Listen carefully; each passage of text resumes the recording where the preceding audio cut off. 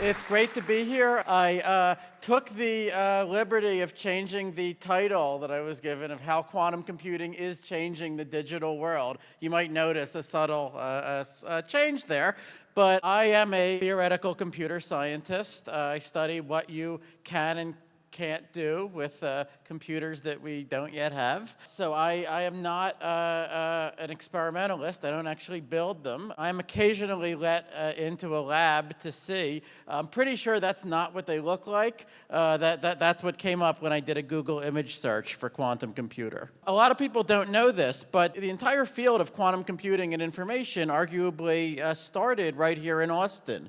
In the early 1980s, David Deutsch, who is considered one of the founders of the field, along with Richard Feynman, was a postdoc here with the famous physicist John Archibald Wheeler. He was thinking about the meaning of quantum mechanics. Did it change anything about the fundamentals of information processing? So together with students and colleagues, 30 plus years later, we are trying to build up a new quantum computing and information presence here in Austin. Okay, so I should explain what quantum computing is, right? The hard part is you have to say something about what is quantum mechanics. Because this is a computer that is fundamentally based on these sort of new alien rules of probability that the physicists discovered in the mid-1920s actually govern, well, as far as we know, everything in the world, and that are very important for the subatomic world.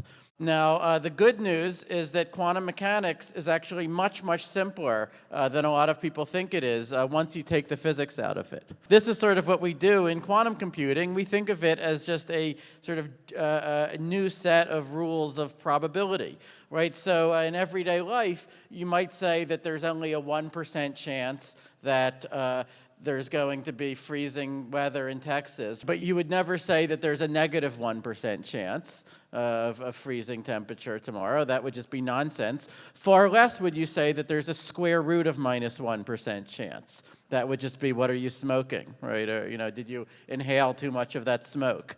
Okay. Quantum mechanics is based on numbers called amplitudes, which are kind of like probabilities, but they can be positive or negative, or in fact, even complex numbers. The central thing that it says about the world is that if you have any physical system that could be in two different states, like, for example, a photon that could travel through a screen by passing through two different slits, then in general, it can also pass through both slits in what we call a superposition. And this is some linear combination of the two states. It doesn't have a simple translation into everyday language. Journalists keep asking for one, and I keep having to tell them that if there was one, it wouldn't be as interesting, right? But what it means is that you have to assign one of these numbers, these amplitudes, to each possibility. Okay, so there's an amplitude, a complex number for the photon to go through the first slit, an amplitude, say, call them A1 and A2, for the photon to go through the second slit. And crucially, if I want to know the probability that I will measure something, like the photon hitting a certain spot on a second screen, the rules of quantum mechanics say that I have to add up the amplitudes for every way that could happen. And then the rule is that the probability is the squared absolute value of the result. Okay, but what this means is that if some event, like the photon reaching some spot, could happen one way with a positive amplitude and another way with a negative amplitude, then those two possibilities can, as we say, interfere destructively and cancel each other out, with the result being that event then never happens at all. Okay? And yet, if I had closed one of the slits, if I had blocked one of the paths, well, then the amplitude would be either positive or negative, and then this event could happen. Okay, so to say that again, by decreasing the number of ways for something to happen, I can increase the chance that it happens. That is what's called quantum interference of amplitudes. Everything else that you have ever heard or ever read about the weirdness of the quantum world is just another instance of this. Okay, Richard Feynman used to say, if you understand this business of a photon passing through two slits, everything else in quantum mechanics is contained in that. Now, you may have heard the term qubit, which is just a quantum bit. And this is simply a bit that has some amplitude for being 0 and some other amplitude for being 1. So if you measure the bit, you sort of force it to decide whether it wants to be 0 or 1, and it will make the decision randomly, with the probability of each answer being the absolute square of its amplitude. Okay, but if you leave your qubit isolated, and your qubit might be the energy of an electron, it might be the position of a photon, just like a classical bit, a qubit can be physically instantiated in many different ways. But if you take your electron or your photon, whatever it is, and you leave it isolated, well then quantum mechanics says you have to describe its state using the complete list of amplitudes for all of the ways that it could be. Okay, and the amplitudes can change in time, but in different ways than conventional probabilities do. In particular, they can interfere with each other. They can cancel each other out to produce effects that you would never see if the bit were definitely 0 or if it were definitely 1. Okay, now, the central insight that leads to quantum computing is that if I have a large number of these qubits, if I have, for example, 100 of them, the rules of quantum mechanics are unequivocal, that I now need not just amplitudes for each qubit, but rather I need one amplitude for every possible configuration of all 100 of the bits. Okay, so that means 2 to the 100 power amplitudes. Okay, if I have 1,000 qubits, I now need 2 to the 1,000 amplitudes, and so forth. Okay, 2 to the 1,000 is much larger than the number of atoms in the observable universe. Okay, so quantum mechanics has told us for 90 years that just to keep track of the state of, let's say, 1,000 interacting particles, nature has to maintain some scratch paper with 2 to the 1,000 complex numbers on it somehow. We never directly see the scratch paper, but it's what determines the probabilities of the things that we do see.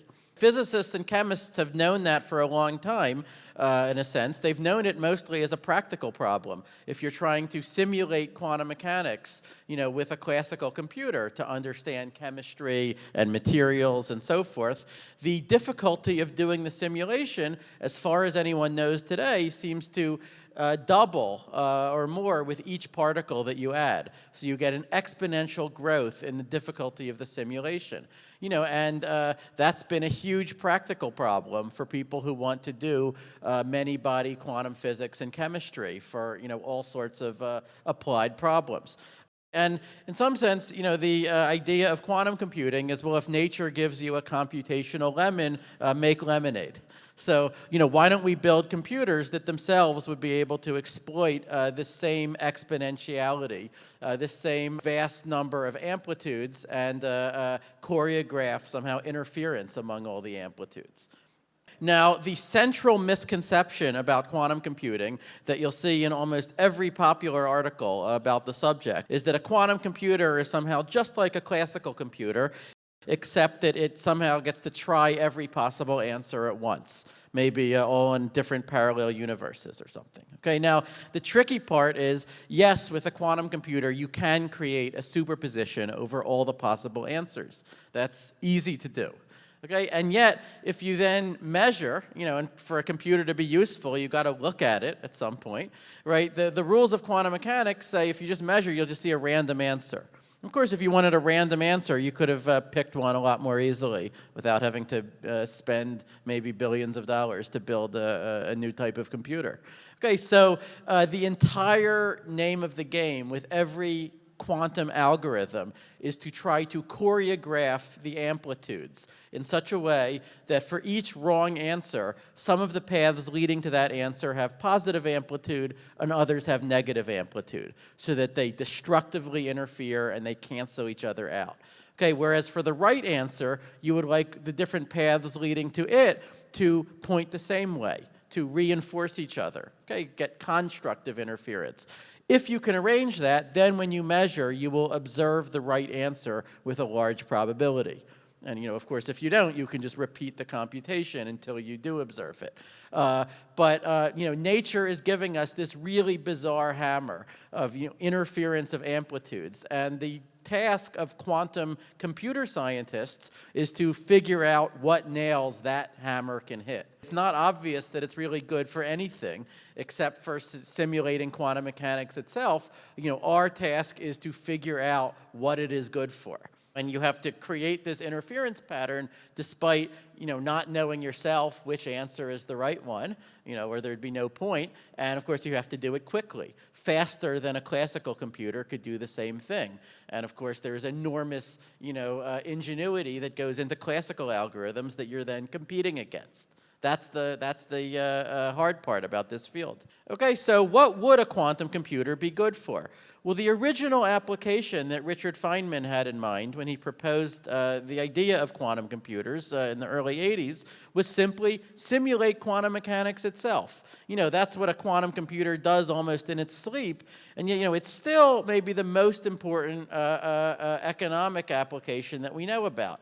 If you're designing new materials, batteries, solar cells, fertilizers, drugs that bind to a receptor in a certain way, proteins, these are all many-body quantum mechanics problems.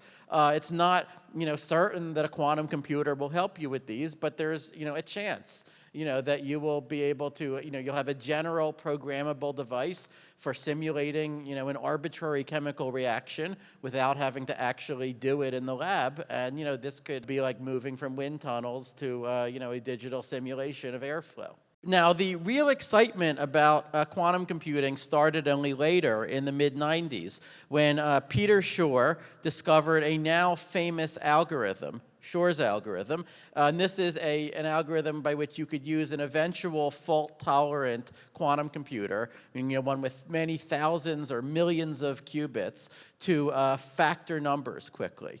Okay, and that may sound esoteric, but the cryptography that we currently use to protect all our data on the internet, a large fraction of it is protected by cryptographic codes that depend on the belief that factoring is a hard problem. Okay, Shor showed that if you build a quantum computer, that is no longer true. And, there's cryptography based on a few other problems, like discrete logarithms, elliptic curve cryptography. Most of that is also broken by quantum computers, although I should stress that there are some forms of cryptography that we don't know how to break, even with quantum computers, and there is some push today to migrate to those forms of crypto. Okay, so this, of course, made many people interested in quantum computing who hadn't been before. But then they said, wait a minute, building a scalable quantum computer is how hard? And, maybe some of them lost a little bit of interest. This is a really hard problem. When we eventually get full scalable quantum computers, another big application that we know for them is called Grover's algorithm. And this is an algorithm that can search an arbitrary list of n possible solutions in only about the square root of n steps. I should say for this conference, that has an immense range of applications to just about any AI or machine learning type problem that you could imagine.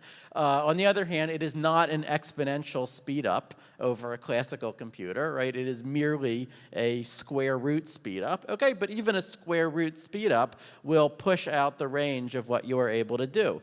There have been many attempts over the last 10, 20 years to do even better than that, to find exponential speedups for problems that are relevant for AI and machine learning. I think it's fair to say that the jury is still out there. We have some bigger speedups. Whether they'll be of practical relevance, we don't really know yet. So now, for me personally, I should confess that the #1 application of a quantum computer has always just been disproving the people who said quantum computing is impossible. Okay, and this is the goal of this slightly unfortunate term that you may have heard in the news, quantum supremacy, right? Just use a quantum computer to do something, anything that we are confident is faster, regardless of whether it is useful. Okay, now this is the goal that just 1 month ago, Google claims that they have achieved. Okay, and so this was all over the news that a Google team based in Santa Barbara used a 53-qubit superconducting chip called Sycamore, And with this chip, well, what were they able to do? Well, some computation that is not directly useful for much of anything, maybe, but it involves sampling from some probability distribution over strings with 53 bits, which is not uniform. Some outcomes are likelier than others. And we think that if you wanted to simulate this with a classical computer, you would need to keep track of something like 9 quadrillion amplitudes. Okay, so you can apply a statistical benchmark to verify the results, by just taxing your classical computer to the limit, even just to verify what the quantum computer is doing. The quantum computer needs about 3 minutes to collect enough samples. My students and I gave a lot of the theoretical evidence that this really was a hard thing for a classical computer to keep up with, which then sort of provided the motivation for Google to do this experiment that it did. Okay, you may have seen that IBM then posted a rebuttal, saying that they could, solve the problem with a classical computer much faster than Google had claimed. But, now the rebuttal is that, they would use the largest supercomputer that currently exists on Earth, which is called Summit. It has 250 petabytes of hard disk, and with that, they could simulate the machine in about 2.5 days. Okay, so quantum computing, I think, is now finally reaching the point where, you could say it's almost like Kasparov versus Deep Blue, except with the immense irony that IBM is now playing the role of Kasparov, right? They are, with a heroic effort, you could maybe keep up with it for this artificial sampling task, but soon, probably you won't be able to. But, this is an exciting time for quantum computing. We've seen the first demonstration of quantum supremacy. I think it's fair to say that we finally entered the early vacuum tube era of quantum computing, achieving full scalability, threatening public key crypto, and that stuff will take longer. Quantum speedups are a subtle business. It's not just free exponential parallelism. It is something weirder than any science fiction writer would have had the imagination to invent. Maybe only modest speedups for AI problems, but we're trying to figure all of that out, and we now have a quantum information center here in Austin. Thank you.